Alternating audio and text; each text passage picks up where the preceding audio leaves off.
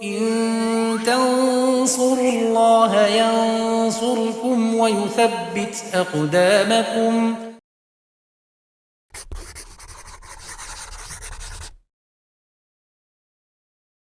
Alhamdulillah wassalatu wassalam ala rasulillahi wa ala alihi wa sahbihi wa man tabi'ahum bi ihsanin ila yaumil amma ba'd. Kaum muslimin dan muslimah rahimani wa rahimakumullah, kita masuk pada hadis yang ke-6 dari Al-Arba'un Al-Qalbiyah karya Syekh Shalih Al-Munajjid hafizallahu ta'ala, yaitu hadis dari Zaid bin Thabit radhiyallahu anhu. Beliau mendengar Rasulullah sallallahu alaihi wasallam bersabda, "Man kana hammuhu al-akhirata." Siapa yang obsesinya adalah akhirat, jama'allahu syamlahu, Allah kumpulkan urusannya. Wa ja'ala ghinahu fi qalbihi, dan Allah jadikan kekayaan di hatinya. Wa atathu ad-dunya wa hiya raghimatun, dan dunia datang kepadanya dalam keadaan dunia itu hina. Wa makanat niyatuhu dunya, namun siapa yang niat dan obsesinya adalah dunia, faraqallahu alaihi dai'atahu, maka Allah subhanahu wa ta'ala akan cerai-beraikan urusan penghidupannya. Wa ja'ala faqrahu baina 'ainaihi, Allah akan jadikan kefakiran di antara dua matanya. Walam ya'ti minad dunya, dan tidaklah dunia datang kepadanya illa ma kutiba lahu, kecuali yang ditakdirkan untuknya. Diriwayatkan oleh Imam Ahmad, Ibnu Majah dan lainnya.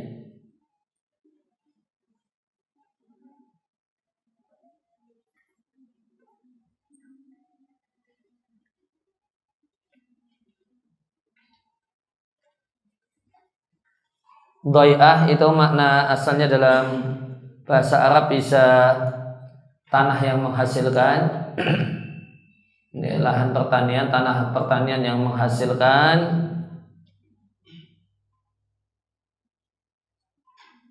Bisa juga artinya aktivitas yang menghasilkan keuntungan, perdagangan, industri, dan yang lainnya. Sehingga tadi saya terjemahkan dengan urusan dunianya. Tapi kalau kata-kata ada kalimat fasyad dai'atuhu, itu artinya berlimpah hartanya. Dari Mu'adz bin Jabal radhiyallahu anhu, Mu'adz menyampaikan, berarti ini mauquf perkataan Mu'adz, siapa yang man ja'alallahu lahu ghina fi qalbihi, siapa yang Allah jadikan kaya itu terletak di hatinya, maka dunia manfaat baginya. Wa man lam yaj'alillahu ghinahu, dan siapa yang Allah tidak jadikan kekayaan itu di hatinya, lam tanfa'hu ad-dunya, maka dunia tidaklah manfaat baginya. Diriwayatkan oleh Abu Dawud di kitabnya Az-Zuhud. Kemudian sahih dari Tawus itu tabi'in. Kalau tadi Mu'adz bin Jabal, sebelumnya hadis marfu', ya, hadis utamanya hadis marfu', bawahnya mauquf perkataan sahabat Mu'adz bin Jabal, kemudian bawahnya perkataan tabi'in Tawus bin Kaisan al-Yamani. Beliau katakan, siapa yang dunia itu jadi niatnya dan obsesinya yang terbesar, Allah jadikan kefakiran di antara dua matanya. Wa yufsi alaihi dhai'atahu, yufsi dhai'ah itu maknanya berlimpah atau berlimpah hartanya atau berlimpah kesibukannya. Yang cocok berarti yang kedua, berlimpah kesibukannya, dia sibuk gitu. Padahal kemiskinan di antara dua matanya. Namun siapa yang akhirat itu niatnya dan obsesinya yang terbesar, Allah jadikan kekayaan di jiwanya. Wa jama'a alaihi dai'atahu, dan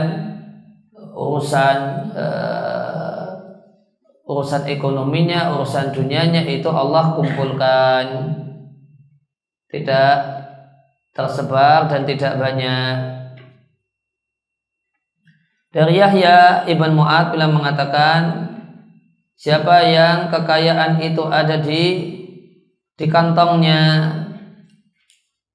lam yazal fakiran, Maka kais itu kantong, berarti di sini kantong uang. Siapa yang kekayaan itu di kantong uangnya, maka dia senantiasa fakir. Namun siapa yang kekayaan itu di hatinya, lam yazal ghaniyan, maka dia senantiasa kaya. Hadis ini warada datang dalam konteks memotivasi untuk perhatian dengan urusan akhirat. Fafidhalika, ketika obsesinya itu adalah urusan akhirat, maka terwujud jamlus syamli, dikumpulkannya urusan. Wa ghinal qalbi, dan kekayaan hati.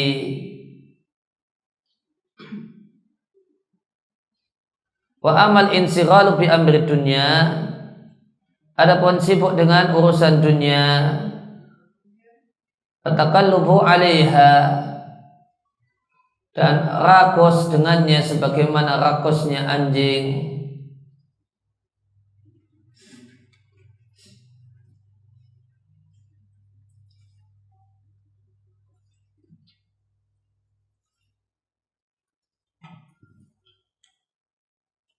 Takallaba itu rakus dan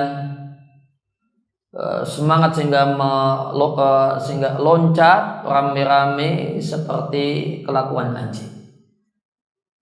Yang bisa diterjemahkan dengan rakus sebagaimana rakusnya anjing dengan dunia. Fafihi, maka dampaknya adalah tafriqul hammi, tercerai-berainya pikiran, wa fakrul qalbi, dan kefakiran hati.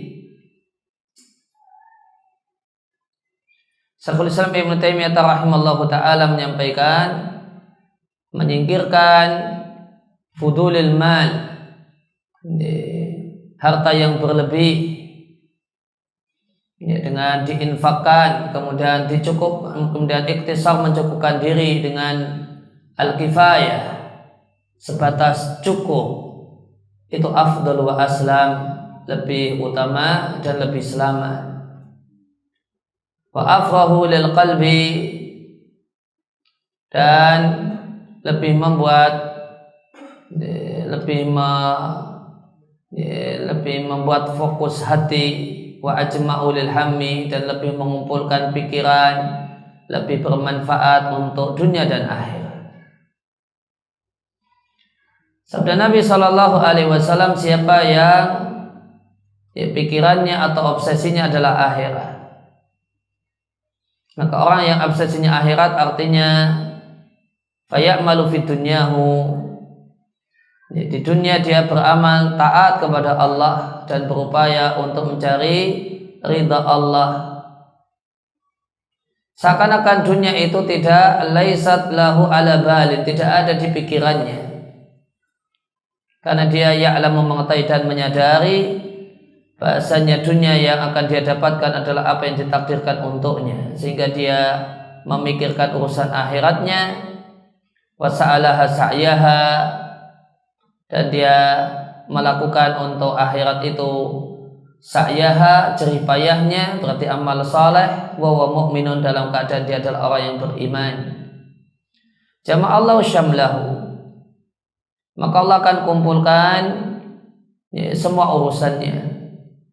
Saya terjemahkan semua urusannya karena mufrad mudhaf yufidul umum. Artinya sehingga di sarahnya disampaikan dalam bentuk jamak umur. Semua urusan-urusannya yang bercerai-berai itu terkumpul. Terkumpul di sini terjemah bebasnya adalah Allah mudahkan sebenarnya. Nah, lawan dari tercerai-berai, ngumpul, karena jika ngumpul dia mudah. Jadi jama Allah samlahu itu kalau terjemah latarlaknya Allah kumpulkan urusannya.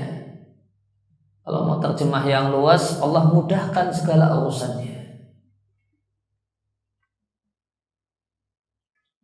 Yaitu urusannya yang bercerai-berai Allah kumpulkan bi an ja'alahu, dengan Allah jadikan dia majmu'al khatir, terkumpul pikirannya. Terkumpul pikirannya, tidak tercerai-berai.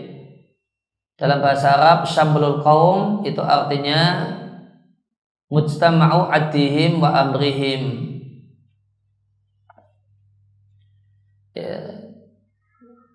mujtama' pengumpulan hitungan mereka dan urusan mereka.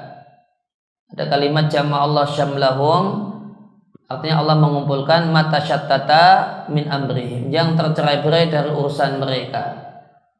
Faraqa syamlahum artinya faraqa, Allah membuat tercerai-berai perkara mereka yang sudah ngumpul. Yuqalu fi du'a, dan dikatakan dalam konteks doa, jama'allahu samlahu, semoga Allah jama'a samlahu, itu maknanya didoakan bita'allufi umurihi, tersusunnya segala urusannya, wastiwa'iha, dan semuanya sama, sama mudahnya.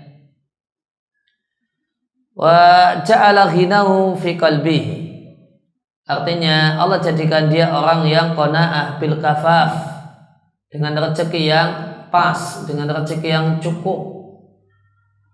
Kaila yat'ab, supaya tidak capek mencari tambahan.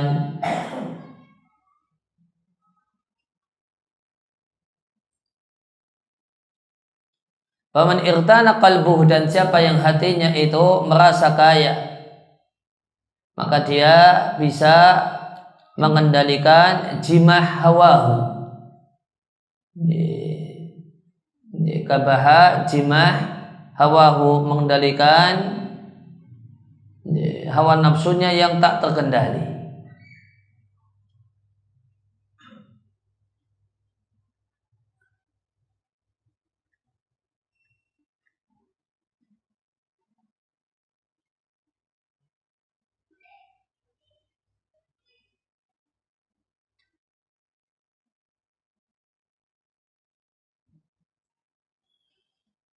Kabaha jimah itu akhda'ahu, menundukkan.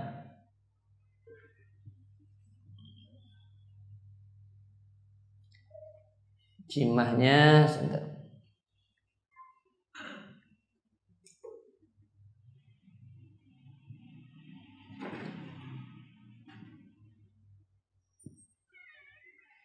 Kabaha jimah itu artinya berupaya untuk menguasai. Kabaha jimah berupaya untuk menguasai. Maka dia kabaha jimah hawahu, maka dia orang yang bisa menguasai hawa nafsunya. Wasalima, dia selamat min takhliti nafsihi, dari campur aduk jiwanya. Dia istiqomah di atas hidayah dan merasa cukup dengan ibadah kepada Allah dari segala sesuatu selain Allah. Syekhul Islam Ibnu Taimiyah rahimahullah ta'ala mengatakan, hati itu tidak akan merasa kaya kecuali dengan beribadah kepada Allah Ta'ala. Karena manusia tercipta dalam keadaan membutuhkan untuk didatangkan hal yang manfaat baginya dan dicegah hal yang bahaya baginya. Dan jiwa manusia itu selalu menginginkan ini dan itu. Walabudalaha min muradid, jiwa manusia itu harus memiliki sesuatu yang dikehendaki. Yang sesuatu yang dikehendaki itu adalah puncak yang dicari, supaya dia tenang dengannya dan mantap dengannya. Walaysa dzalika, dan tidak ada hal itu kecuali bagi Allah semata. Maka hati tidaklah tenang kecuali dengan Allah. Jiwa tidak akan sakinah kecuali ilaihi, mendekat kepada Allah. Tidak akan terwujud baiknya hati kecuali dengan beribadah kepada Allah semata tanpa menyekutukannya.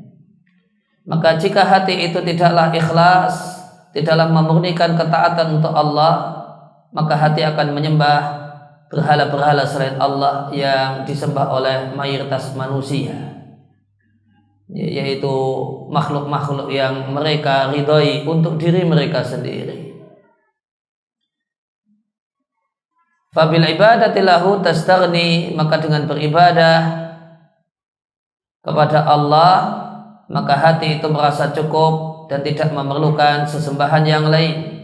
Dengan minta tolong kepada Allah, hati tidak memerlukan minta tolong kepada makhluk. Wa idza lam yakun al-'abdu kadzalik, jika hamba itu tidak demikian, maka jadilah hamba itu pendosa muhtajan dan membutuhkan. Wa innama ghinahu, hanyalah kekayaannya, kayanya dia adalah fi ta'ati rabbih, dalam taat kepada Tuhannya. Sekian kutipan.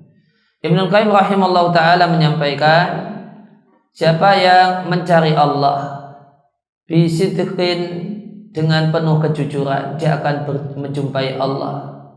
Dan siapa yang menjumpai Allah, aghnahu wujuduhu an kulli syai', maka keberadaan Allah itu telah mencukupinya dari segala sesuatu. Maka jadilah dia huran, merdeka atau mulia, fi ghinan, dalam keadaan kaya, wa mahabbatin, dan punya wibawa. Pada wajahnya terdapat cahaya, wa diya'u, dan cahaya. Namun wa in fatahu maulahu, jika dia tidak mendapatkan Tuhannya jalla jalaluhu, dia lepas dari Tuhannya, terluput dari Tuhannya, taba'ada ma yarju, maka menjauhlah apa yang diharapkan, wa tala'i ana'uhu, dan lamalah capeknya atau lamalah deritanya. Wa man wasala ila hadzal ghina, dan siapa yang telah sampai pada kekayaan ini, qarat bihi kullu ainin, maka semua mata akan sejuk dengannya. Semua mata akan sejuk dengannya. Li'annahu qarat ainuhu billahi, karena matanya telah sejuk dengan Allah dan beruntung biwujudihi, dengan keberadaannya. Namun siapa yang tidak sampai level ini, taqatta'at nafsuhu 'ala dunya hasarat, maka jiwanya itu terpotong-potong karena menyesali dunia, hasarat, penuh dengan penyesalan. Yang dimaksud dengan wujud Allah di kalimat di atas, kalimat Ibnul Qayyim di atas, tadi ada kalimat siapa yang menjumpai Allah, maka man wajadahu aghnahu wujuduhu an kulli syai'. Siapa yang menjumpai Allah, maka keberadaan Allah akan mencukupinya dari segala sesuatu. Yang dimaksud dengan keberadaan Allah adalah mengenal Allah, berilmu tentang Allah. Wa hadza yaqtadi, dan ini mengharuskan ilmu yang bermanfaat dan amal saleh. Maka siapa yang akhirat jadi obsesinya, maka dunia akan datang kepadanya. Dunia akan datang kepadanya, makutira, apa yang ditakdirkan dan yang dibagikan untuknya, minha, dari dunia. Wahya rahimah, dalam keadaan dunia itu hina, dalilah hina, hakiratun, remeh, dan mengikutinya. La yahtaju fi talabiha, dia tidak perlu dalam mencarinya, ila sa'yin katsirin, dalam jeripayah yang banyak. Bal ta'tihi hayyinatan layyinatan, bahkan dunia datang kepadanya dalam keadaan hayyinah layyinah, dalam keadaan lembek, dan hayyinah hina, layyinah lembek, ala rarmi anfiha, meskipun hinanya dunia dan hina para pemilik dunia. Wa makanat niyatu ad-dunya, namun siapa yang niat dan obsesinya adalah dunia, wa sa'alaha sa'yah, kemudian dia melakukan jeripayah untuk mendapatkannya, dan dunia menyibukkannya dari mahamil akhirah, hal-hal yang penting berkenaan dengan akhirat, faqallahu alaihi dai'atahu, maka Allah akan cerai beraikan urusan penghasilannya dan pendapatannya. Dai'ah itu telah kata-kata dai'ah digunakan dalam pengertian al-ardi al-mughallah, tanah yang menghasilkan. Tanah yang menghasilkan, kebun yang ada tanamannya, tanah yang menghasilkan. Bisa juga al-amal an-nafi' al-murbih, aktivitas manfaat yang memberikan keuntungan, semacam perdagangan, industri, dan profesi yang lainnya. Dan terkadang tutlak digunakan dalam pengertian keuntungan itu sendiri, Berarti ada 3 pengertian: tanah yang menghasilkan, aktivitas ekonomi yang menguntungkan, kemudian yang ketiga keuntungan itu sendiri. Namun kalau fasyad alai dai'ah itu artinya hartanya banyak atau kesibukannya banyak. Wantasyara alai umuruh, sehingga perkaranya itu tersebar di mana-mana, urusannya ada di mana-mana. Dai'ah bentuk jamaknya adalah dia atau doya'. Syamir mengatakan dai'ahnya orang Arab itu adalah ngurusi unta dan kambing. Syamir mengatakan yadkhu fi dai'ah, termasuk dalam dai'ah adalah al-hirfah, profesi, wa tijarah, perdagangan. Yuqalu lirajul, dikatakan pada seseorang supaya dia pergi kerja, kum ila dai'atika. Al-Azhari, seorang pakar bahasa Arab, mengatakan ad-dai'ah dan dia indal hadirah, untuk orang kota.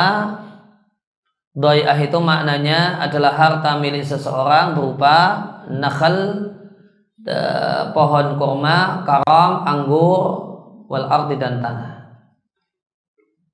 Orang Arab tidaklah mengerti makna dai'ah kecuali al-hirfah, pekerjaan, wasina'ah, dan industri. Ya, Azhari mengatakan, aku mendengar orang Arab mengatakan dai'atu fulanin artinya jizarah. Menjadi dai'atu fulan itu jizarah, berarti profesi fulan itu jizarah menjadi jagal. Dai'atul akhar, sedangkan profesi dai'at di sini tempatnya profesi, sedangkan profesi CB ra'yul ibil, mengembalakan onta, wama asbah dalika, dan semacam itu. Kason'ah seperti industri, zira'ah bercocok tanam, dan yang lain. Sehingga intinya wal maksudu, yang dimaksudkan dengan dai'atihi di sini adalah sesuatu yang darinya penghidupannya, sumber penghasilannya itu darinya. Kason'atin, semacam kegiatan industri, tijaratin, perdagangan, zira'atin, bercocok tanam, dan yang lain. Maka siapa yang dunia itu jadi obsesinya, Allah akan cerai beraikan urusan pekerjaannya. Wansyaghala baluhu, sehingga sibuklah hatinya, bimalahu, dengan apa yang jadi urusannya di sana dan di sini, di mana-mana sibuk. Dari hadis Anas, faraka alaihi syamlahu, artinya faraka, Allah cerai beraikan perkaranya yang sudah ngumpul. Wa ja'ala faqahu baina 'ainaihi, dan Allah jadikan kefakirannya di antara dua matanya. Ini adalah kinayah, bahasa metafor dengan pengertian hadir bersamanya selamanya.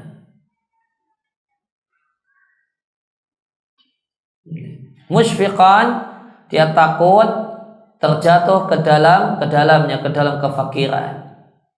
Maka kefakiran itu terpasang pada di antara nusba ainaihi, di hadapan dua matanya sepanjang waktu.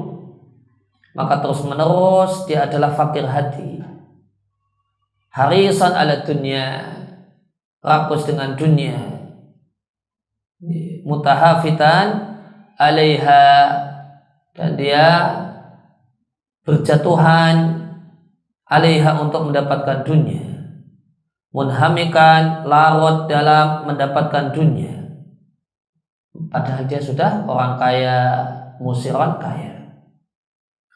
Mumtaddat tama'i, dan sangat panjang rakus dan tamaknya. Wa intola al amadu,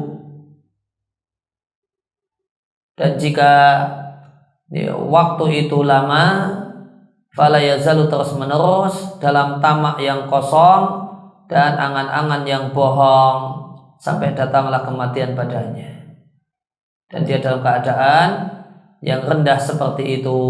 Dan ini adalah di antara tanda akhir hidup yang jelek.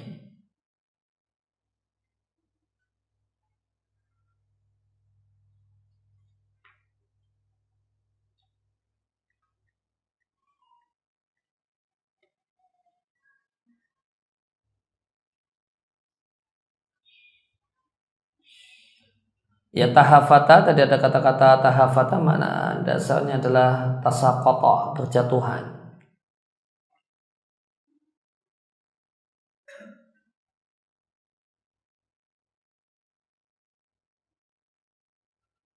Ya, mutahafitan alaiha, mungkin terjemah bebasnya jatuh bangun untuk mendapatkan dunia.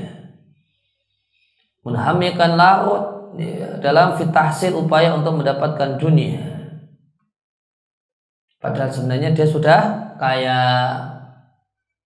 Walam ya'ti minad dunya, dan tidaklah dunia datang padanya kecuali yang ditakdirkan untuknya. Kata As-Sindi rahimallahu ta'ala, apa yang ditakdirkan untuk seorang hamba berupa rezeki, ya'ti akan datanglah muhalata, pasti. Bedanya, siapa yang mencari akhirat, rezeki itu datang padanya tanpa capek. Namun siapa yang dia buruh adalah dunia, maka dunia rezeki itu datang padanya dengan capek, wasyiddatin, dan berat. Maka orang yang mencari akhirat, dia adalah orang yang menggabungkan antara dunia dan akhirat. Masya Allah, ada kalimat bagus. Kata As-Sindi, innal matluba min jam'il mal arahatu fid dunya. Sesungguhnya maksud dari mengumpulkan harta itu apa sih? Arahatu fid dunya, hati yang nyaman di dunia.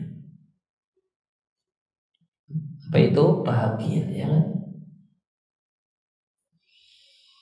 Maka yang dicari dari mengumpulkan harta itu sarana, yang dijadikan orang sarana. Mengumpulkan harta, punya duit itu sarana, dijadikan oleh orang untuk sebagai sarana. Apa tujuannya? Arahatu fid dunya, nyaman di dunia.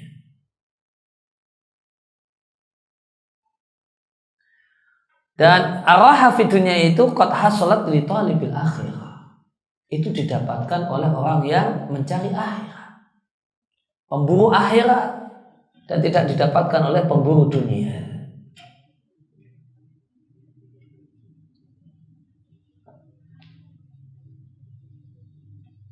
Maka pemburu dunia itu kasihan sekali ya.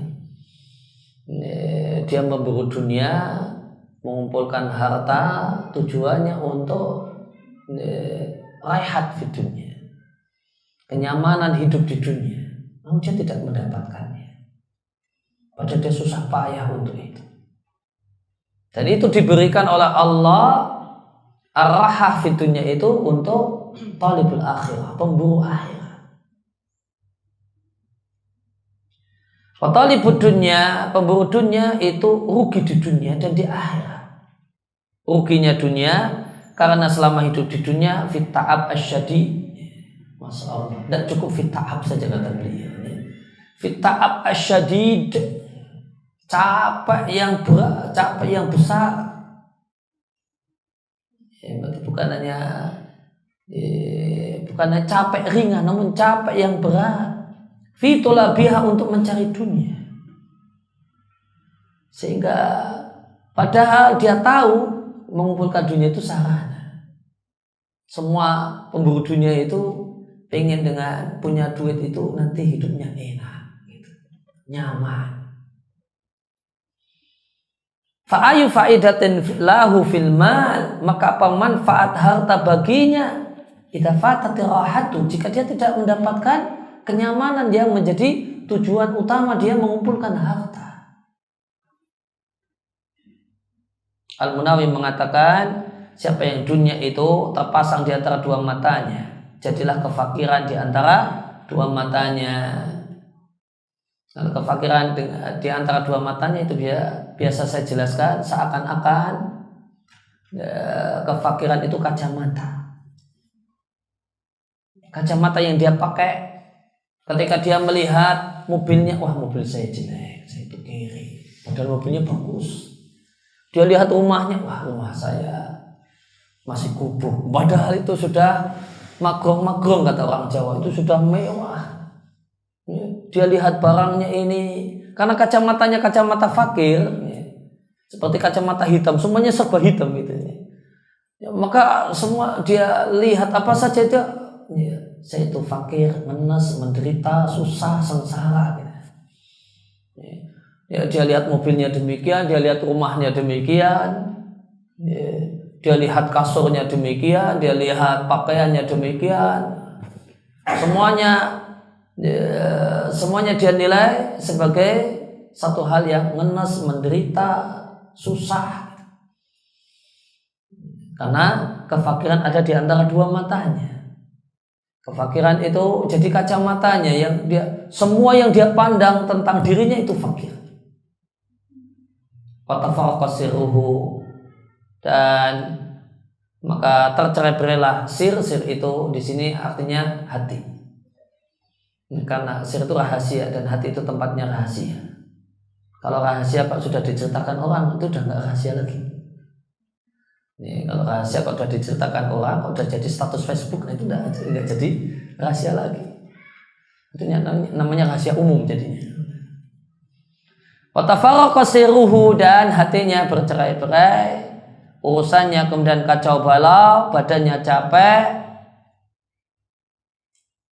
Wa syarihat nafsuhu, dan rakus jiwanya, dan bertambahlah dunia itu jauh darinya.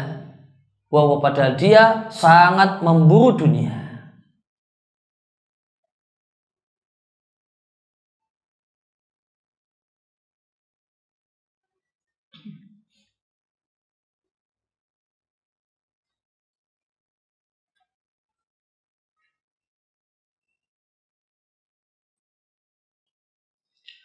Oleh karena itu, siapa yang melihat jiwanya itu condong pada akhirat, maka hendaklah dia berterima kasih kepada Tuhannya atas nikmat itu, dan hendaklah dia meminta kepada Tuhannya untuk diberi tambahan taufik dari Allah.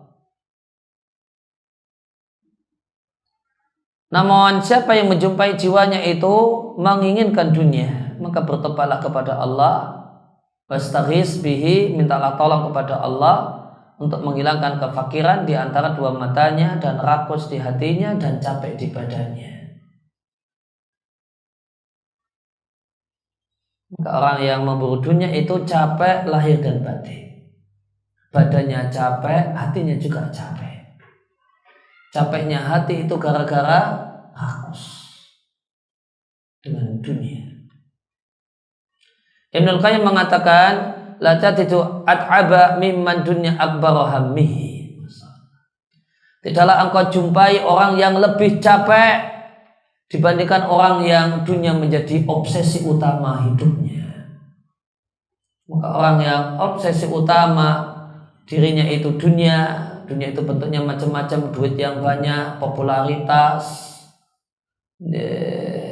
pujian manusia, itu yang jadi obsesinya. Gimana supaya duitnya banyak, itu yang jadi obsesinya. Gimana supaya jadi orang terkenal, obsesinya adalah gimana jumlah like-nya yang tambah banyak, jumlah subscriber-nya tambah banyak. Itu semua dunia. Itu semua dunia. Pujian orang, itu juga dunia. Siapa yang menjadikan dunia itu sebagai obsesi utamanya, maka tidak engkau jumpai orang yang lebih capek daripada dirinya. Wa huwa harisun bijahdihi ala tahsiliha. Dan dia adalah orang yang antusias dengan segala kecapeannya untuk mendapatkannya. Di bahasa Arab ada jahdun, ada juhdun. Kalau juhdun itu kemampuan. Ya, kalau juhdun itu kemampuan. Kalau jahdun itu capek, letih.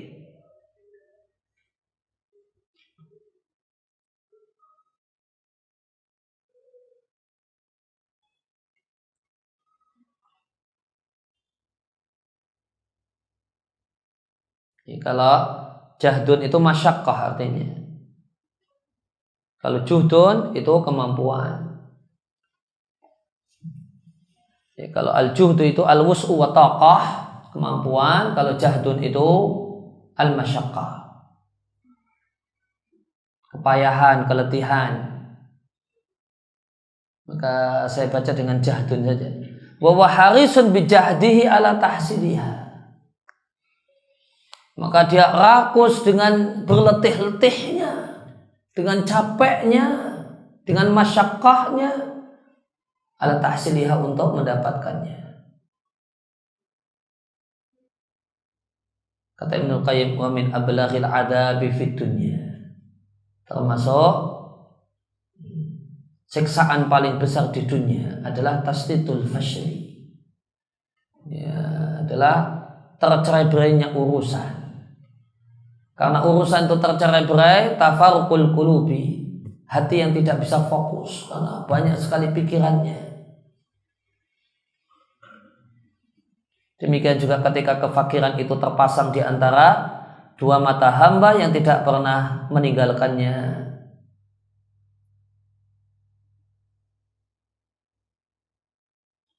Walaula sakratu usyaqid dunya, usyaqud dunya, pencinta dunia.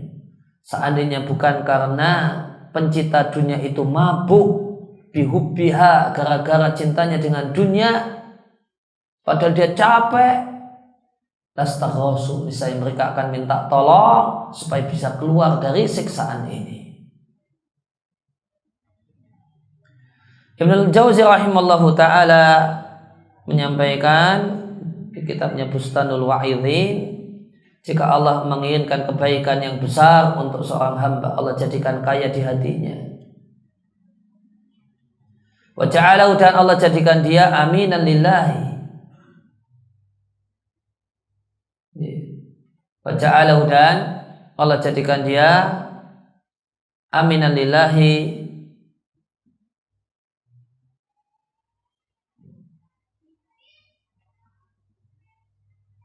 jadi orang yang amanah kepada Allah dengan amanah-amanah Allah. Wa'anahu, dan Allah membantu dia, aminan atau orang yang mendapatkan amanah lillahi dari Allah. Wa'anahu, dan Allah bantu dia untuk menunaikan amanah yang Allah wajibkan padanya jalla jalaluhu. Maka itulah hamba yang Allah ilhamkan kepadanya hidayah untuknya, dan Allah jadikan dia melek dengan kekurangan dirinya, dan Allah jadikan kaya itu di hatinya. Ya, maka orang yang Allah inginkan kebaikan yang besar pada dirinya, di antara tandanya adalah dia adalah orang yang melek dengan kekurangan dirinya, dan dia sibuk untuk memperbaiki dirinya dan kualitas dirinya. Ya, sedangkan orang yang celaka, orang yang sengsara adalah orang yang tidak bisa melihat kekurangan dirinya, melihat dirinya sosok sempurna. Akhirnya dia sibuk membaca orang lain dan tidak membaca kekurangan dirinya. Sibuk ngomongin orang, sibuk memandang orang. Kalau orang itu orang yang Allah inginkan kebaikan yang besar untuk dirinya, maka Allah jadikan dia melek dengan kekurangan dirinya, kemudian sibuk dengan dirinya, sibuk dengan memperbaiki dirinya. Tidak sempat lihat orang, dan tidak punya waktu, tidak punya energi untuk ngomongin orang dan lihat orang lain. Ditambah jantar ciri orang yang Allah inginkan untuk mendapatkan kebaikan yang besar, Allah jadikan kaya itu di hatinya. Sebaliknya, jika Allah menginginkan keburukan untuk hambanya, Allah jadikan fakir, kefakiran di antara dua matanya, kefakiran ada di hatinya, dan Allah jadikan dia malas untuk menunaikan amanah, dan hilang darinya rusdahu, petunjuk dan sikap-sikap yang benar. Setan berkuasa atas dirinya, kemudian setan membuat indah baginya perbuatannya yang jelek, dan setan itu membuat dia cinta, menyukai kekurangan-kekurangannya. Jadi kekurangannya itu dinilai sebagai satu hal yang positif, sehingga dia senang dengannya, dia bangga dengannya, dan tidak menilai itu sebagai sebuah kekurangan. Maka jika seorang hamba itu demikian keadaannya, maka dia tidak peduli dengan apa yang dia katakan, dan tidak peduli dengan apa yang dikatakan orang pada dirinya, dan tidaklah obsesinya kecuali dunianya dan islah dan mengurusi dunianya. Dia tidak peduli dengan rusak agamanya. Fadzalikal abdu, maka itulah hamba yang Allah murka kepadanya dan Allah jauhkan dia dari pintu-pintu kebaikan seluruhnya dan Allah dekatkan dia dengan pintu-pintu keburukan seluruhnya. Ibnu Daqiq al-Id Asy-Syafi'i rahimahullah ta'ala mengatakan as-sa'id man ikhtara baqiyatan yadumu na'imuha wa ala baliyatin la yanfadu adabuha. Orang yang berbahagia, orang yang beruntung adalah orang yang memilih yang abadi, yang yadumu na'imuha, yang langgeng nikmatnya, daripada sesuatu yang rusak yang tidak pernah habis siksaan karenanya. Maka isi hadis ini memberikan faedah bahwasanya perhatian dengan urusan akhirat itu berbuah terkumpulnya urusan kekayaan hati, dan ini adalah kebahagiaan dunia dan akhirat. Sedangkan sibuk dengan urusan dunia itu mencerai-beraikan urusan kefakiran hati, dan ini adalah kerugian dunia dan akhirat. Dan semakna dengan hadis di atas adalah hadis selanjutnya, yaitu hadis yang ketujuh dari Abu Hurairah radhiyallahu anhu.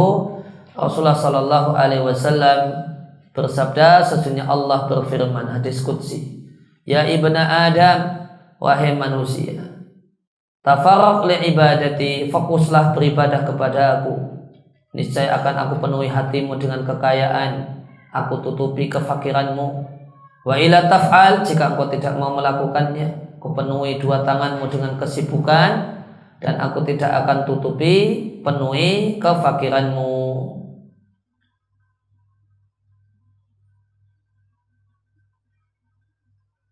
Dan dalam riwayat Tirmidzi serta Ibnu Majah dan yang lain, ya, akan aku penuhi dadamu dengan kekayaan sebagai ganti hatimu. Namun antara dadamu ataukah hatimu itu semakna, karena hati itu ada di dada. Al-Munawi menjelaskan, aku penuhi dadamu dengan kekayaan, artinya aku penuhi hatimu yang ada di dadamu dengan kekayaan. Khaythama ibn Abdurrahman mengatakan, tercatat dalam Taurat, wahai ibn Adam, wahai manusia keturunan Adam, fokuslah beribadah kepadaku, kupenuhi hatimu dengan kaya, kututupi kefakiranmu. Jika tidak kau lakukan, aku penuhi hatimu dengan kesibukan, dan aku tidak tutupi kefakiranmu. Dan dilihatkan oleh Abul Qasim Al-Khutuli dari Ibrahim, dia mengatakan tercatat di Taurat dan dengan redaksi yang sama. Dilihatkan Imam Ahmad dalam Zuhud dari Abu Sinan. Abu Sinan mengatakan Allah Azza wa Jalla berfirman dengan kalimat yang sama, titik-titik.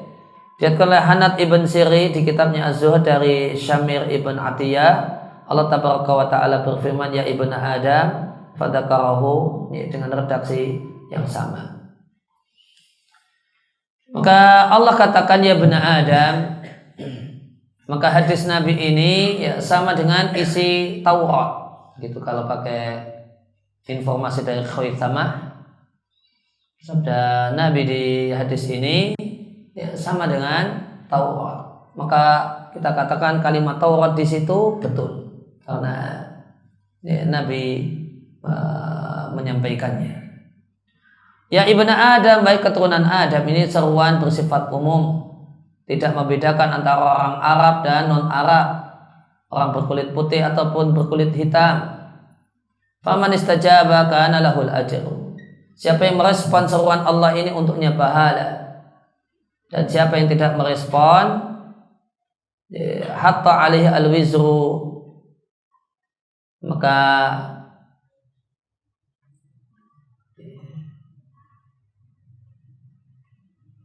dosa itu akan ditimpakan kepadanya, karena manusia itu bertingkat-tingkat dengan takwa. Tafarraq li ibadati, saya terjemahkan dengan fokuslah beribadah kepadaku. Kita lihat sarah ulama untuk ini. Mula Al-Qari mengatakan baligh, ya, bersungguh-sungguhlah untuk mengkosongkan hatimu dengan yang lain, kosong dari yang lain, kemudian diisi hanya dengan ibadati rabbika, ibadah kepada Rabbmu. As-Sindi mengatakan kun farighan an kulli syai. Jadilah engkau kosong dari segala sesuatu. Semuanya kosong li ajlil ibadati, dalam rangka ibadah. Dan habiskanlah waktumu fiha, untuk ibadah.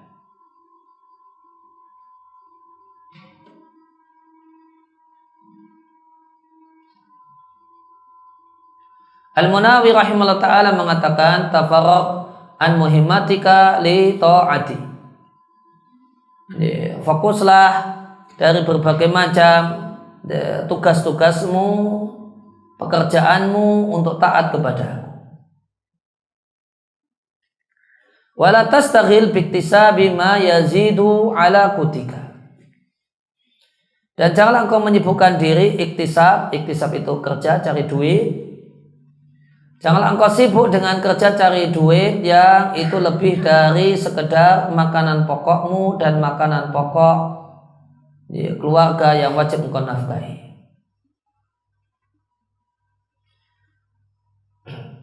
Karena jika anda mencukupkan diri dengan ma la budda minhu, dengan yang kebutuhan dasar saja, setelah itu sisanya engkau sibuk beribadah kepada-Aku, maka berarti engkau penuhi hatimu dengan kekayaan. Al-Ala'i rahimahullah ta'ala mengatakan Allah perintahkan dalam hadis ini untuk fokus dalam beribadah kepada Allah. Wa min jumlati dzalika, dan bagian dari fokus untuk ibadah adalah tidak ada di hati kesibukan yang menyibukkan dari perhatian dengan ketaatan kepada Allah Subhanahu wa ta'ala. Dan ibadah sebagaimana definisi Ibnu Taimiyah adalah nama dan istilah yang mencakup semua yang Allah cintai dan Allah ridai, baik berupa ucapan, perbuatan yang tersembunyi di dalam hati ataupun yang terlihat pada anggota badan. Dan ibadah itu juga adalah nama yang mencakup li ghayatil hubbi lillah wa ghayatil dhullillah. Maksimal dalam cinta kepada Allah plus maksimal merendah kepada Allah. Maka siapa yang menghinakan diri tanpa mencintai bukanlah seorang yang beribadah. Dan rasa cinta itu mengharuskan adzul, merendah dan taat. Dan hati itu tidak akan baik kecuali dengan beribadah kepada Allah semata. Maka ibadah, sekian kutipan, fal ibadah, maka ibadah itu mengandung puncak rasa cinta ditambah puncak penghinaan diri, dan hal itu tidak ada yang berhak mendapatkan hal itu kecuali Allah semata. Namun catatan penting berkenaan dengan hadis ini, bukanlah maksud dari hadis fokus sempurna untuk beribadah kemudian meninggalkan kewajiban-kewajiban dunia, kemudian tidak kerja misalnya, bukan demikian. Ihmal, kemudian melalaikan tugas-tugas dunia bil kuliah secara total, kemudian tidak kerja sama sekali, bukan demikian. Walakin al-maqsuda, akan tapi maksud utama, pesan utama hadis ini adalah janganlah kesibukan dunia itu menyibukkanmu dari akhirat. Cukuplah fiha, dalam masalah dunia mengambil al-kafaf, mengambil yang cukup atau yang pas saja. Sebagaimana diriwayatkan Imam Ahmad dari Al-Hasan, tatkala Salman itu uhtudira itu sakaratul maut. Sakaratul maut itu kosakatanya ihtidar, kemudian sakaratul maut, kemudian gharamatul maut, kemudian naza'. Empat kosakata ini artinya sama, proses sakaratul, proses meninggal dunia. Lamma htudira Salman radhiyallahu anhu, tatkala Salman dalam proses meninggal dunia, maka beliau menangis. Waqal, Salman mengatakan, sesungguhnya Rasulullah sallallahu alaihi wasallam berwasiat kepada kami, ayakuna bulghatu ahadina minad dunya kazati raqibi. Sesungguhnya bekal dunia salah satu kami itu cukup seperti bekalnya orang yang safar dan bepergian. Artinya secukupnya, tidak banyak-banyak. Orang yang mau safar bepergian, bekal makanannya itu ya yang pokok saja, nasi lauk saja. Tidak mungkin kemudian macam-macam. Tidak mungkin kemudian sausnya dibawa, ininya dibawa, ininya dibawa. Ini karena ini bekal makan musafir. Dalam Sahihain dari Abu Hurairah radhiallahu anhu, Rasulullah sallallahu alaihi wasallam bersabda, Allahumma ya Allah, jadikanlah rezeki keluarganya Muhammad itu kutan, cukup makanan pokok saja. Artinya kebutuhan dasar.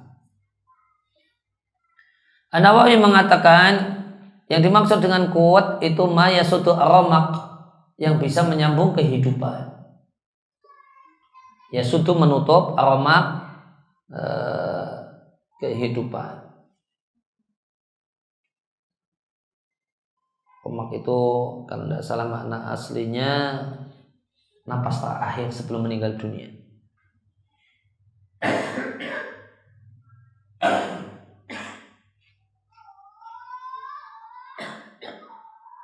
Ya.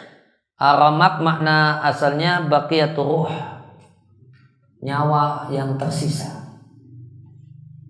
Di tempat kita terjemahnya apa? Menyambung hidup. Jadi qut yang dimaksud qut itu ma yasudu aramak. Ya, keperluan yang bisa sekedar bisa nyambung hidup. Bukan bermewah-mewah. Sekedar bisa menyambung hidup. Sehingga fihi isi hadis ini tadi doa Nabi, Allahumma ja'al rizqa ali Muhammadin qutan, keutamaan mengambil yang sedikit dari dunia. Wal iktisar, mencukupkan diri dengan qut saja. Makanan yang bisa nyambung hidup saja. Dan keutamaan berdoa seperti itu. Dan hadis tentang hal ini masalah keutamaan mengambil sedikit dari dunia itu banyak. Maka akan aku penuhi hatimu dengan kaya. Hal itu dikarenakan dia telah sibuk, orang itu sibuk dengan hal-hal yang mengandung kekayaan hati, berupa ketaatan kepada Allah dan ibadah kepada Allah. Tatkala hati telah merasakan manisnya iman, lezatnya ketaatan, maka hati merasa cukup dengannya, sehingga menjauh dari kenikmatan dunia seluruhnya. Wansaghala an atayibiha, dan dia insaghala sibuk jauh dari atayib, hal-hal yang tayyib, yang enak-enak dari dunia, dikarenakan kekayaan yang ada pada dirinya dan kenikmatan sempurna yang ada pada dirinya.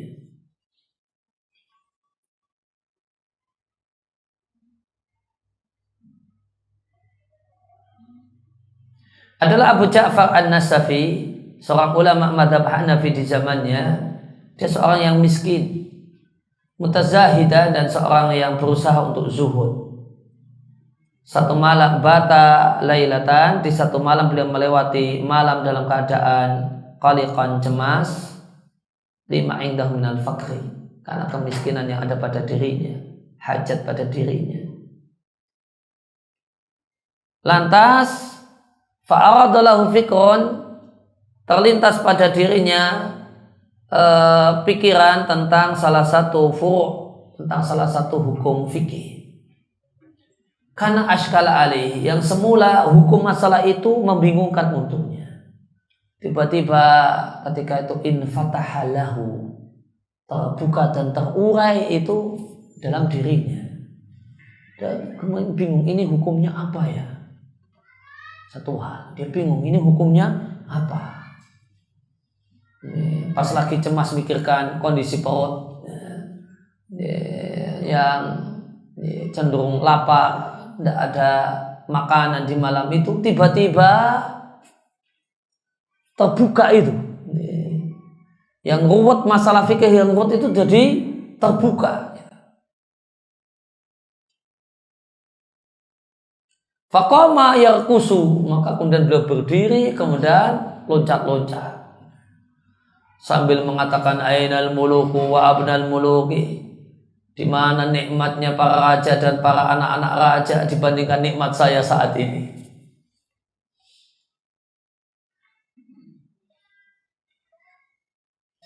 Maka istrinya bertanya kepadanya tentang keadaannya, ada apa kok loncat-loncat gembira?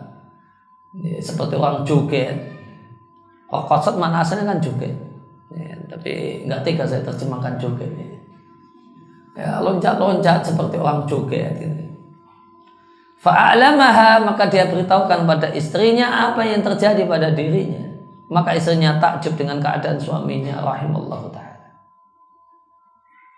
Ini dikutip dari Bidayah wan Nihayah. Maka siapa yang sibuk dengan urusan akhirat, maka dia jumpai di hatinya terdapat kaya, terdapat gembira. A'zam, lebih besar daripada gembira dan bahagia yang dijumpai oleh para raja dan anak raja.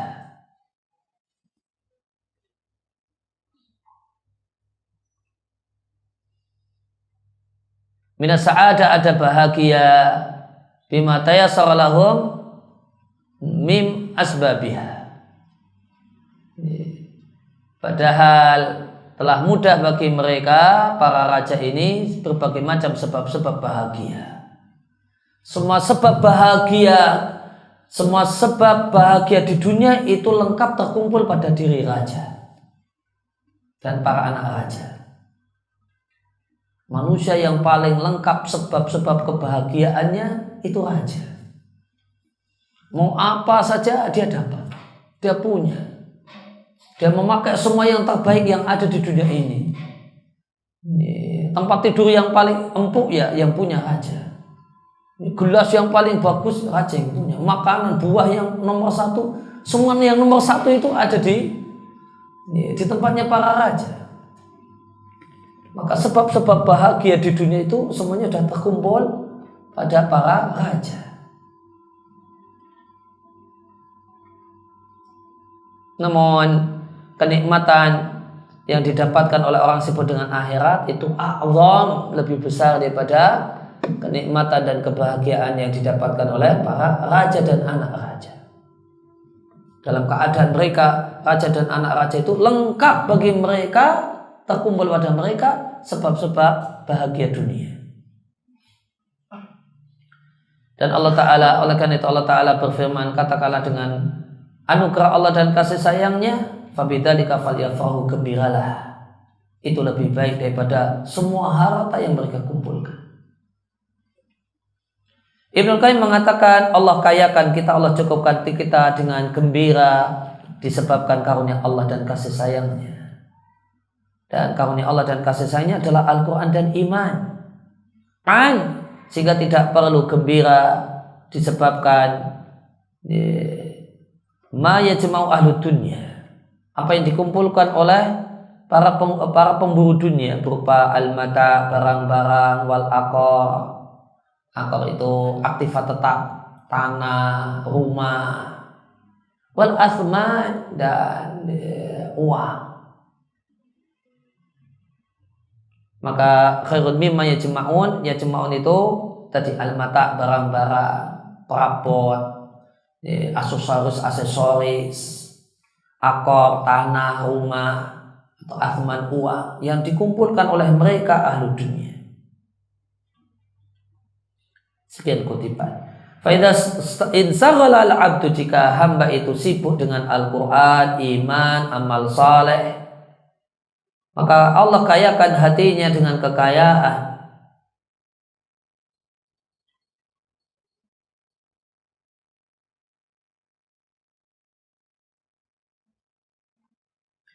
Maka ardallahu qalbahu, Allah cukupkan hatinya ghinan, kekayaan. La tatuluhu, tolak ya tulu panjang ya, tatulu qulubu aghna, hati aghna orang yang paling kaya, masayir ahli dunia. Masayir artinya kaya juga. Orang yang paling kaya dari orang-orang yang paling kaya dari penduduk dunia, dari para pemburu dunia. Tidak pula Aujahim yang paling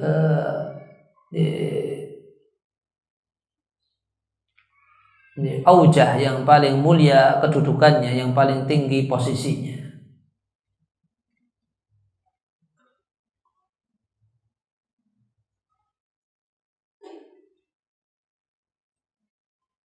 Atau ya bisa kita terjemahkan bebas, Allah akan kayakan hatinya dengan kekayaan, satu kekayaan yang belum pernah didapatkan oleh hati orang yang paling kaya di dunia ini, yang paling tinggi kedudukannya, yang paling tinggi posisinya. Dan aku akan penuhi wa asudda faqraka, aku akan tutupi kefakiranmu, yaitu aku akan tutup pintu hajatmu kepada manusia. Li'anna idza hasala al-ghina, karena jika terwujud kekayaan wal kifayah, kecukupan, maka hilanglah kefakiran, hilanglah hajat. Dan siapa yang merasa cukup dengan Allah, maka Allah akan cukupkan dia dari semua makhluknya, sehingga dia tidak membutuhkan semua makhluknya. Namun jika engkau tidak melakukan apa yang kuperintahkan kepadamu berupa berpaling dari dunia dan peduli dan perhatian dengan ibadah kepada Allah yang nafiat untuk din, untuk agama dan dunia, maka aku penuhi dua tanganmu, yaitu anggota badanmu. Di sini disebutkan secara khusus dua tangan karena dilakukannya mayoritas perbuatan itu dengan dua tangan. Surulan kesibukan, itu istighalan sibuk yang tidak bermanfaat. Dan aku tidak akan tutupi kefakiranmu. La min surlika, wala kefakiranmu, kebutuhanmu terhadap kesibukanmu tidak pula dari selainmu. Wahasiluhu, intinya engkau akan mencapaikan jiwamu sendiri dengan sering bolak-balik dalam mencari harta. Dan engkau tidaklah mendapatkan kecuali ma qaddartu laka, apa yang kutakdirkan untukmu. Dan engkau tercegah dari mendapatkan kekayaan hati karena meninggalkan ibadah kepada Allah. Wahada, dan inilah fakir hajah, fakir karena kebutuhan, wal awas dan kemiskinan, fakir rohbah, kefakiran karena minat besar terhadap dunia, dan itulah kefakiran dalam pengertian membutuhkan makhluk. Adapun fakir kepada Allah, maka itu kedudukan yang mulia yang didapatkan oleh khawasu ibadillahi shalihin, hamba-hamba orang yang istimewa dari hamba-hamba Allah yang saleh. Ibnu Qayyim mengatakan posisi fakir, yaitu fakir kepada Allah, adalah asrafu manazil tariqi, adalah posisi atau terminal jalan menuju Allah yang paling mulia, wa a'lah, dan yang paling tinggi, arfauha, yang paling tinggi. Bahkan dia adalah spirit semua terminal menuju Allah. Dia adalah sir rahasia semua terminal manazil, terminal penerima menuju Allah. Bahkan intinya, puncaknya, jika engkau mengetahui makna kefakiran kepada Allah, alimta annahu ainul ghina billahi, maka engkau tahu itu sama dengan merasa cukup dengan Allah Subhanahu wa ta'ala. Dari Abdullah bin Mas'ud radhiyallahu anhu, aku mendengar Nabi kalian sallallahu alaihi wasallam bersabda, siapa yang menjadikan banyak pikiran satu pikiran saja, yaitu memikirkan akhirat saja, Allah akan cukupi dirinya dari segala pikiran tentang dunianya. Namun siapa yang bercabang-cabang al-humum, pikiran-pikirannya bercabang ke berbagai macam keadaan dunia, maka Allah tidak peduli fi ayyi audiyatiha, di lembah dunia manakah dia akan binasa. Dikatakan oleh Ibnu Majah. Walhasil, kesimpulannya, siapa yang sibuk dengan beribadah kepada Rabbnya, lantas dia tuangkan laha untuk ibadah kepada Rabbnya qalbahu, hatinya, dan adalah akhirat itu obsesinya yang paling besar, dan dia jadikan banyak pikirannya itu satu pikiran saja, maka Allah kumpulkan untuknya urusannya, dan Allah penuhi hatinya dengan kekayaan. Fakafahu amra dunyahu wa akhiratahu, dan Allah cukupkan untuknya, Allah penuhi untuknya perkara dunia dan akhiratnya. Namun siapa yang dunia itu adalah obsesinya yang paling besar, fansaghala biha, lantas dia sibuk dengan dunia, jauh dari taat kepada Tuhannya, maka Allah akan cerai berikan urusannya, dan tidaklah terkumpul padanya kepingan-kepingan hatinya, dan Allah jadikan fakir di antara dua matanya, dan tidaklah dunia datang kepadanya kecuali yang ditakdirkan untuknya. Kemudian hadis yang ke-8 dari Abu Hurairah radhiyallahu anhu, Rasulullah sallallahu alaihi wasallam bersabda, "Innallaha la yanzuru ila suwarikum wa amwalikum." Allah tidaklah memandang rupa kalian, tidak pula harta kalian, akan tapi Allah memandang hati dan amal kalian. Dalam riwayat yang lain, sesungguhnya Allah tidak memandang pada fisik kalian, tidak pula rupa kalian, walakin yanzuru ila qulubikum, akan tapi Allah memandang hati kalian. Dan Nabi berisyarat dengan jari-jarinya ke arah dadanya. Diriwayatkan oleh Muslim. Kalau di riwayat yang kedua itu tidak disebutkan amal. Oleh karena itu yang dikedepankan adalah yang riwayat yang pakai qulub dan amal, untuk menunjukkan bahwasanya yang dimaksud dengan yang ila qulubikum itu maksudnya adalah qulubikum wa a'malikum. Nabi SAW menjelaskan di sini, di hadis ini, bahwasanya hati itu adalah sasaran pandangan dan penilaian Allah Ta'ala. Jika hati baik, baiklah anggota badan, sehingga baiklah amal. Jika hati rusak, rusaklah anggota badan dan rusaklah amal. Wala i'tidada bi surati dhahirah,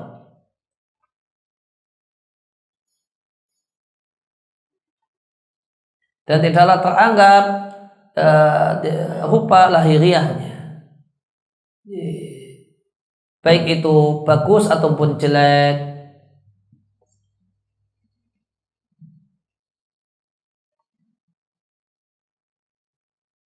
Maka jika hati itu rusak, rusaklah anggota badan, sehingga rusaklah amal.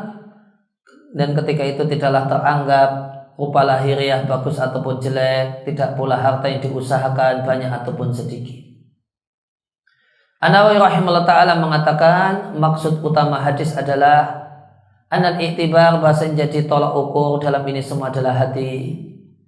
Dan sehingga hadis ini semakna dengan sabda Nabi SAW di hadis ala inna fil jasadi mudghah, itu bukan illa ya, ala inna fil jasadi mudghah idza salahal su'al jasadu kullu, bukan illa itu, namun ala al hadis. Sesungguhnya Allah tidaklah memandang rupa kalian, karena tidaklah teranggap bagusnya rupa atau jeleknya rupa dan wajah, tidak pula harta kalian, karena tidaklah teranggap banyaknya harta dan sedikitnya harta. Walakin yanzuru ila qulubikum wa a'malikum, namun Allah memandang hati dan amal kalian.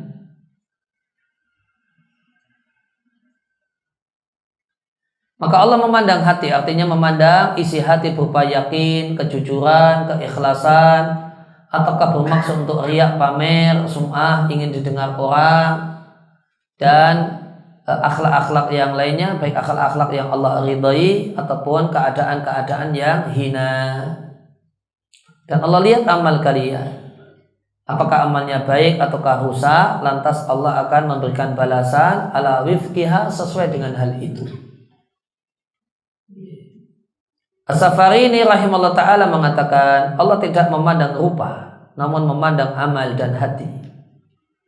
Betapa banyak fisik yang ganteng, wa huwa indallahi min ashabil jahim, namun di sisi Allah dia adalah penghuni neraka. Wasim itu ganteng, rajulun wasim, itu orang yang cakep, ganteng. Maka betapa banyak fisik yang ganteng, cakep, indah, namun ini penghuni neraka. Contohnya Abu Lahab. Abu Lahab itu disebut Abu Lahab karena pipinya itu indah.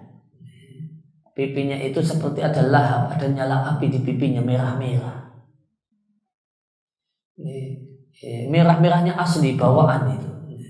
Tidak perlu pakai apa kata, tidak perlu make up itu supaya kelihatan pipinya merah-merah. Itu asli itu, tidak pakai perlu make up. Perempuan sekarang kan perlu kemudian pakai itu supaya punya lahap di pipinya. Supaya seperti ada api di pipinya. Abu Lahab itu asli. Pipinya ada merah-merahnya.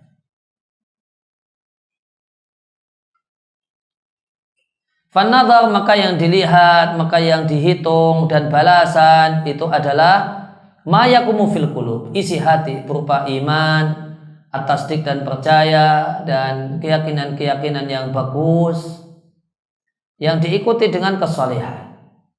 Maka siapa yang hatinya bertakwa, kemudian amalnya amal yang Allah ridai karena sesuai dengan syariat Allah, itulah orang yang Allah ridai. Dan siapa yang sebaliknya hal itu, maka dia campakkan dirinya untuk mendapatkan murka Allah, marahnya Allah, dan hukuman dari Allah.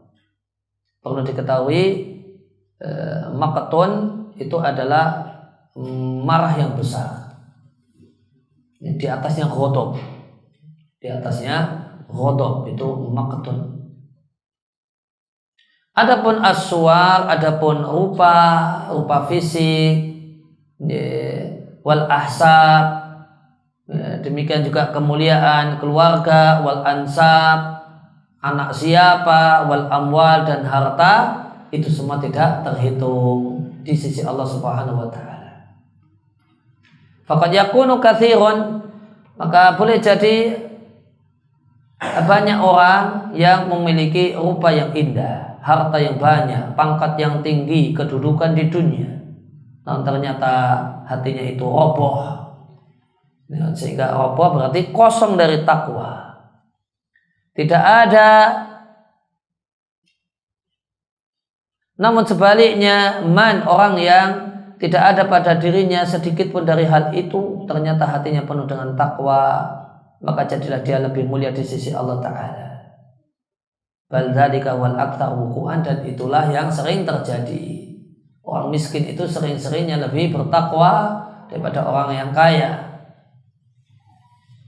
Namun ya tidak menutup kemungkinan orang kaya lebih bertakwa daripada orang miskin.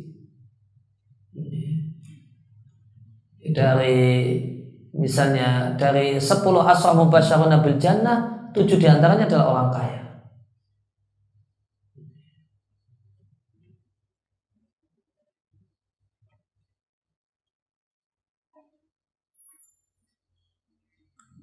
Ya.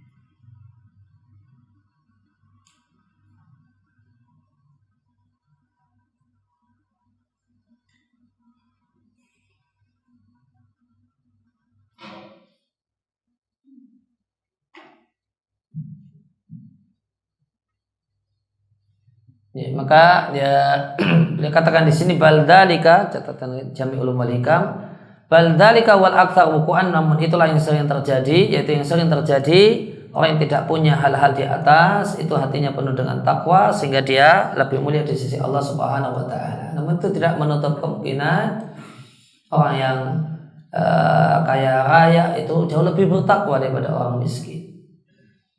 Sahabat yang paling mulia, umat Islam, umat Muhammad yang paling mulia setelah nabinya adalah asyara mubasysyaruna bil jannah, dan 7 di antara mereka adalah orang kaya, yaitu Abu Bakar, Umar, Utsman. Ali tidak masuk dalam dari kategori orang kaya. Abdurrahman bin Auf, Az-Zubair, Thalhah, dan Sa'ad bin Abi Waqqas. Berarti yang miskin siapa? Ini Ali, ini Sa'id bin Zaid sama Abu Ubaidah Al-Amir bin Jarrah. Maka dari asra mubasysyaruna bil jannah 7 diantaranya adalah orang kaya.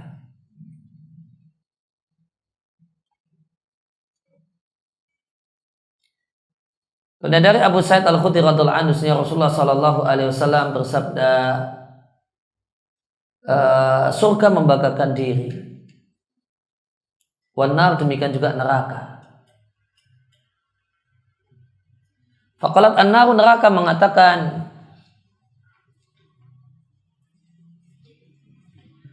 Ya Rabbi wa ya Rabbku, yadkhuluni, yang masuk ke dalam neraka adalah al-jababirah, para penguasa, al-mutakabbiruna, orang-orang sombong, para raja dan orang-orang elit.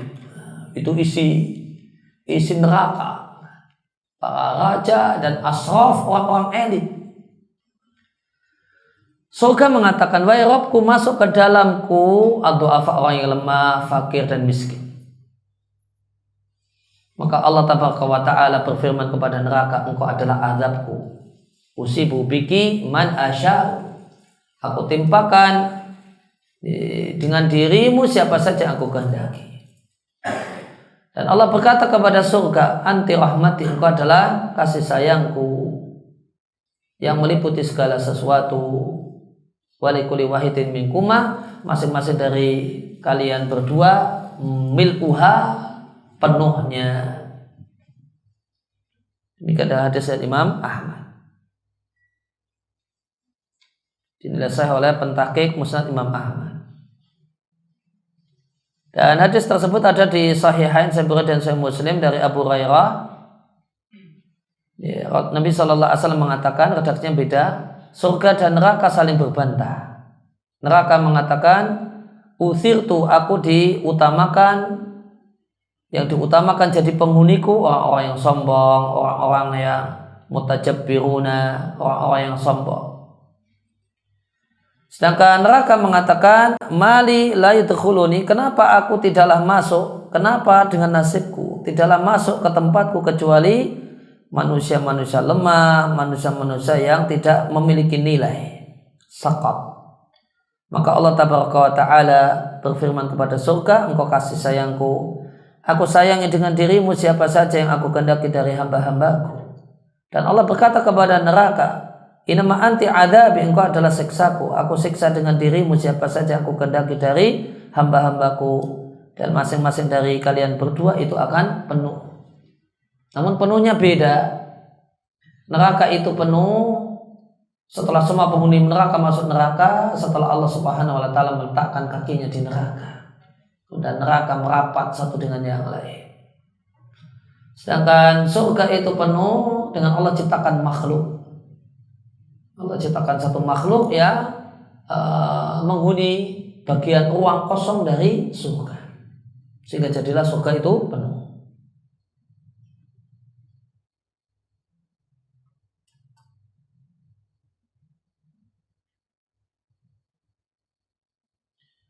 Muhammad ibn Ka'ab al-Quradhi, seorang ulama tabi'in, mengatakan tentang ayat idza waqa'atil waqi'ah, jika terjadi al-waqi'ah, sesuatu yang pasti yang terjadi yaitu kiamat, laisa liwaqa'atiha kadhibah, terjadinya kiamat itu suatu hal yang tidak dusta, khafidatun rafi'ah, meninggikan dan merendahkan dan meninggikan.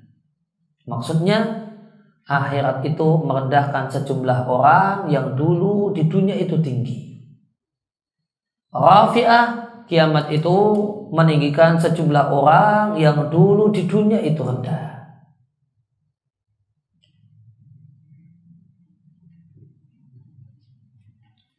Kemudian wadzalika, dan tersebut karena Allah memberikan kenikmatan dengan rupa sebagaimana Allah memberikan nikmat dengan harta. Dua-duanya adalah bunga kehidupan dunia. Dua-duanya itu menjadi godaan untuk orang yang mendapatkannya dan orang yang memilikinya. Warubama, dan boleh jadi hal itu mengantarkan kepada kebinasaan di dunia dan di akhirat. Fa'ulima maka diketahuilah bahasanya semata-mata keindahan lahiriah dalam berupa pakaian Allah tidak memandangnya. Allah hanya memandang hati dan amal. Jika lahiriah itu indah, mujammalan indah, bihalil batini, jika lahiriah itu indah dan dibuat indah dengan keadaan batin, Allah mencintainya. Namun jika mukabbahan dibuat jelek, mudannasan jadikan kotor dengan jeleknya batin, maka Allah memurkainya.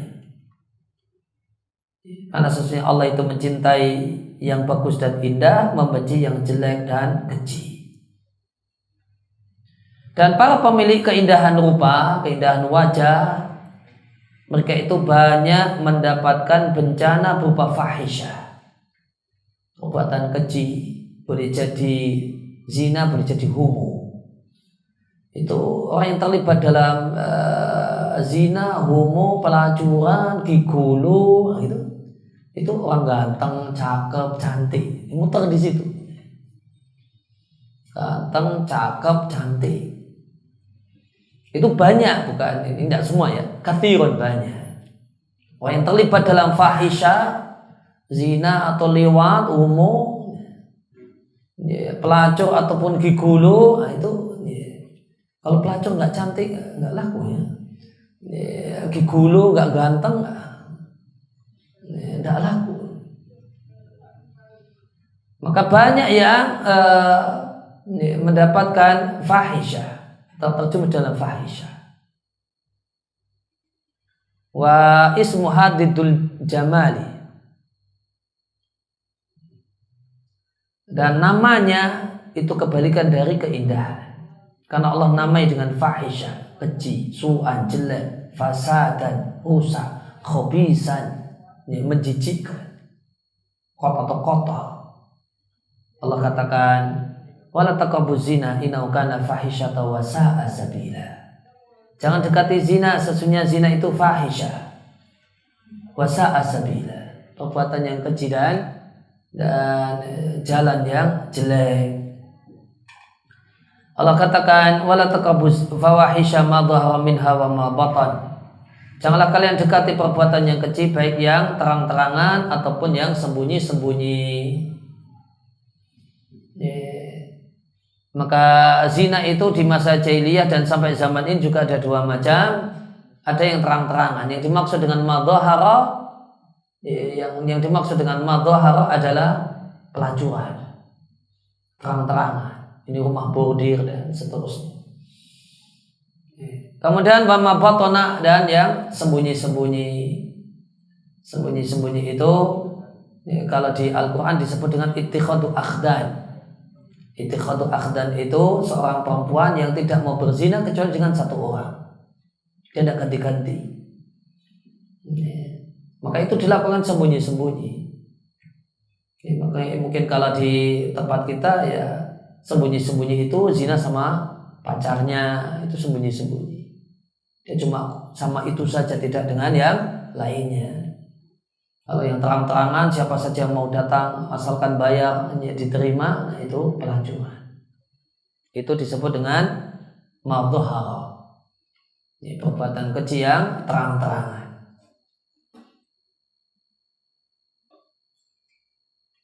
Kemudian Allah katakan wa najainahu, dan kami selamatkan dia dari kampung kaum Lut, allati kanat ta'malul khaba'ith, yang melakukan perbuatan yang kotor. Dan Allah Ta'ala berfirman, Rabbing surni alal qaumil mufsidin, ya Allah tolonglah aku untuk menghadapi orang-orang yang merusak. Fa idza kana mujarratul jam'adz dhahir, maka jika semata-mata indah lahiriah qad yadullu alal fahisah wasu, itu menunjukkan dan mengantarkan pada perbuatan keji dan jelek, maka bagaimanakah mungkin itu menjadi sasaran pandangan Allah Ta'ala. Akan tetapi keindahan hati dan bagusnya amal tidaklah menunjukkan kecuali kebaikan dan takwa. Maka itulah yang hari layak biqabuli Rabbi, untuk diterima oleh Allah, dicintai oleh Allah, dan diridai oleh Allah. Dalam satu riwayat sini Allah tidaklah memandang rupa kalian, tidak pula ahsabikum, Ahsab itu kemuliaan keluarga. Akan tapi memandang hati dan amal kalian. Itu riwayat Baihaqi di Syu'abul Iman. Fadzakar fi hadhihi riwayah, maka yang Nabi sebutkan dalam riwayat ini ada tambahan ahsab, yaitu kemuliaan keluarga. Fa akhlasa an-nasa ila muti'in karimin.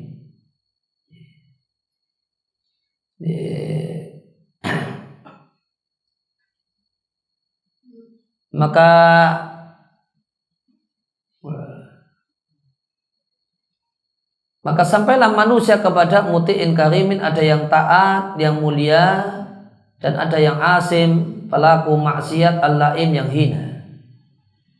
Ghaira mu'tadin biswari walal ahsabi.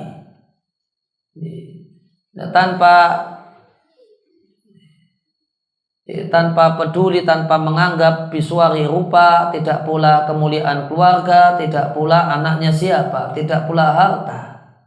Maka tidaklah manusia bertingkat-tingkat di sisi Allah kecuali dengan takwa.